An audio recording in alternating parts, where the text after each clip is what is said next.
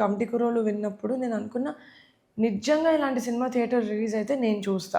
కరెక్ట్‌గా ప్రమోట్ చేసి, కరెక్ట్‌గా నా దాకా అరే! ఈ సినిమా చూడాలనిపిస్తుందిరా అని తీసుకొచ్చే ప్రొడ్యూసర్ ఉంటే నేను చూసేదాన్ని సినిమా. 7, 8 ప్రొడక్షన్ హౌసులు తిరిగారు. అది ఎవ్వరు చూడలేకపోయారు వంశీ కథలో. లక్కీలీ నేను చూడగలిగాను. అంత మంచి టీమ్ నాకు దొరికింది. నేను అనుకున్నా వై నాట్ మీ? ఆళ్ళెవరో ప్రొడ్యూసర్లు చేస్తే నేను చూస్తాను అనుకునే లోపు అనుకునే బదులు నాకు నచ్చింది, నా దాకా వచ్చింది కదా! I'll take it up and I will show. అప్పుడు నాకు నచ్చే కథలు లాంటివి నేను ప్రొడ్యూస్ చేయాలి అనుకుంటున్నాను. దట్ ఈస్ అంటే కథ నచ్చింది ఓకే. జనరల్‌గా ప్రొడ్యూసర్ ఎలా ఆలోచిస్తారంటే దీంట్లో వైబిలిటీ ఎంత ఉంది? దీనికి ఎంత బడ్జెట్ అవుతుంది? ఇది ఎంత మార్కెట్ అవ్వచ్చు? దీని స్పేస్ ఎంత? అనే దాంట్లో చూసినప్పుడు నిజంగా చెప్పాలంటే మీ ఫాదర్ ప్రొడక్షన్‌లో కొంచెం బాగా లాస్ అయ్యారు. ఆ చిన్న భయం ఎక్కడో ఉంటుంది కదా! ఆ ఎంత బడ్జెట్‌లో చేశారు కమిటీ కుర్రోళ్ళు? Less than 10. 10 కోట్లు పెట్టాలి అంటే అది స్టార్ కాస్టింగ్ లేదు, శాలబుల్ ఎలిమెంట్ ఏంటనేది తెలియదు. ఆ కథ థియేటర్లోకి వెళ్ళి జనాలు చూస్తే తప్ప ఇంత మంచి కథ అని తెలియదు. అది ఆ ధైర్యం ఎట్లా అంత డబ్బులు పెట్టి చేయడానికి ఏంటి అనేది? ఓన్లీ కథేనా? ఓన్లీ కథ అండి. And also Vamshi's capability.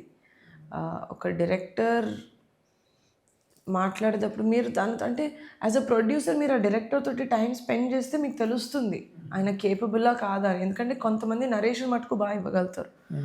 On set వచ్చేసరికి దే మైట్ నాట్ బీ నరేషన్లో చెప్పినంత వాళ్ళు చేయలేకపోవచ్చు. యాక్చువల్గా నేను ఆ సినిమా చూసినప్పుడు ఫస్ట్ డే చూడలే. అంటే మామూలుగా సినిమా రిలీజ్ అయింది, కమిటీ కుర్రాళ్ళు అంటే ఆ టైటిల్ నాకు కొంచెం ఏదో అంత కమర్షియల్గా అనిపించలే. తర్వాత నాకు 2 ఫ్రెండ్స్ జర్నలిస్టులు చెప్పినప్పుడు బాగుంది అంటే సరే అని వెళ్తే జర్నలిస్ట్ అందరికీ చాలా నచ్చింది మా సినిమా. నిజంగా నేను ఆ డైరెక్టర్ని ఒకసారి కలిసి అప్రిషియేట్ చేద్దాం అన్నంత అనిపించింది. ఎంత బాగా చేశాడంటే నిజం కొన్ని ఎపిసోడ్లో అంటే కొత్త డైరెక్టర్ అన్నట్టు అనిపించలే. అంటే ఈ టైంలో మీకు నేను అంత పొగడక్కర్లేదు కానీ సినిమా గురించి నాకు నిజంగా అనిపించింది. అసలు ఒక ఎపిసోడ్ అయితే అదేదో జాతరలో అది కింద పడిపోయి అందరూ కొట్టుకుని ఆ ఎపిసోడ్ ఎంత బాగా చేశారు. ఇంటర్వెల్ అది అసలు కొత్త డైరెక్టర్, కొత్త ప్రొడక్షన్ హౌస్ అలా అనిపించలే నిజంగా. నేను అనేది మీరు స్టోరీ సెలక్షన్లో చూసేటప్పుడు ఎవరైనా సరే ఫస్ట్ చూసేది కమర్షియల్గా వైబిలిటీ అవుతుందా లేదా, కాంబినేషన్ సెట్ అవుతుందా, ఇది చూసుకుని నెక్స్ట్ ఏంటనేది వెళ్తుంటారు కదా. మీ ప్రయారిటీస్ ఏముంటాయి? నేను అసలు combinations చూడనండి.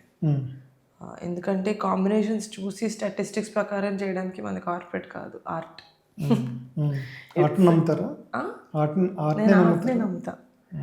The thing is I believe that at least నా motto as a producer is that there should be a balance between your love for art and your commercial business mindset.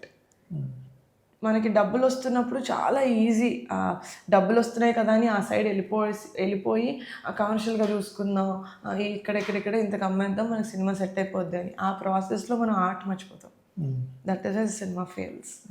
ఆ balance మనం maintain చేయగలిగితే, దీని మీద ఉన్న love, దీని మీద ఉన్న మైండ్, ఈ రెండు మనం బ్యాలెన్స్ చేసుకోగలిగితే గ్రీడ్కి పోకుండా I feel like you will be a good producer. నేను ప్రస్తుతానికైతే అలా ఉన్నా. ఐ హోప్ కాదు, I know that I will stick to it. నేను I like to live in reality sir. అది ఒకరు బాగుందన్నారు, ఇదన్నారు, అందరు హైప్ చేసేస్తున్నారని చెప్పి అస్సలు నేను హెచ్చులకి పోను. అసలు ఇంపాసిబుల్. Everything else. ఇప్పుడు మీరైతే ఇంత మంచి అప్రిసియేషన్ ఇచ్చారో, నేను అది మొత్తం తీసుకెళ్ళి యూనివర్స్కి, వంశీకి, నా ప్రొడక్షన్ ఫ్యామిలీకి డెడికేట్ చేస్తా. I don't take anything.